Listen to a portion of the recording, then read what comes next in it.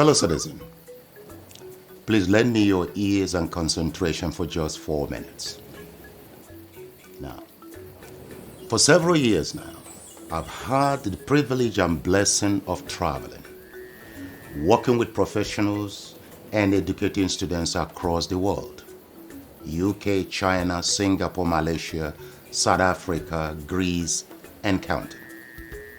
However, ever so often, I engage in soul-searching thoughts on Africa, Nigeria, our homeland, and the black race in general.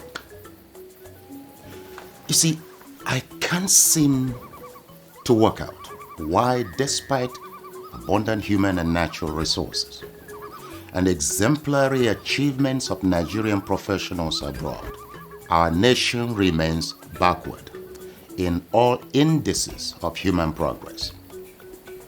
Look, recently, a 1988 statement by William Botha of the apartheid South Africa challenged me to tears.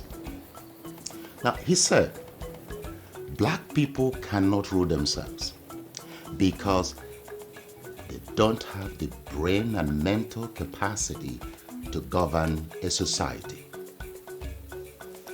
You give them guns, they'll kill themselves. Give them power, they will loot the treasury. Give them independence and democracy, they will use it to promote tribalism, ethnicity, bigotry, hatred, killings, and wars. Now, fellow citizen, let me challenge you. Have you, your leaders, or government proved this racist South African wrong since the statement in 1988? Think about that.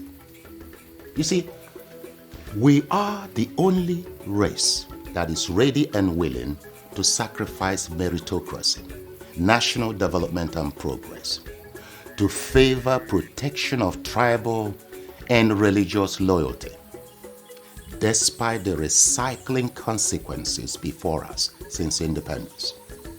Take a look at the literacy rate of Nigeria. At 62% national average for adults in general, and 65.1% for young adults of 15 to 24. One expects informed national decisions with positive national impacts on, for example, the quality of the elected national leaders. Not really in our case. We are not moved by the economic and security realities and human suffering in our nation. We are not moved by the quality of our leaders or how and why the black man is being ridiculed worldwide, providing our tribe, political party, or religion controls political power. That's shameful. Even our highly educated professionals and media outlets, North and South, keep a blind eye to the realities of the Nigerian state for tribal, religious, and personal enrichment considerations. Yet, we wonder why our nation remains the poverty capital of the world. Yet, we wonder why the black race is increasingly undervalued and humiliated across the world. Who did this to us? Who did this to us? Do you ever ask this question? COVID-19 has exposed the state of our nation and the cumulative impact of the quality of our leadership over several years. Our leaders are repeating the errors of 500 years ago when our kings and military aristocrats sold our people into slavery for mirrors and gunpowder. They failed to realize that by that decision, they had confined future generations into perpetual slavery, exploitation, and abuse. Today, foreign powers are acquiring hectares of land outright across Nigeria and Africa for the next phase of our slavery or colonization. Once more, our leaders are mortgaging the future, freedom, existence, survival, and progress of generations for short-term, worthless, stage-managed red carpet receptions, handshakes, cheap collateral loans, travel visas, and personal gains. These colonizing countries are not to blame for taking decisions in their own national interest.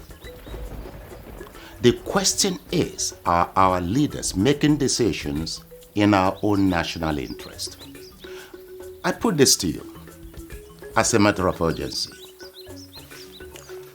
We must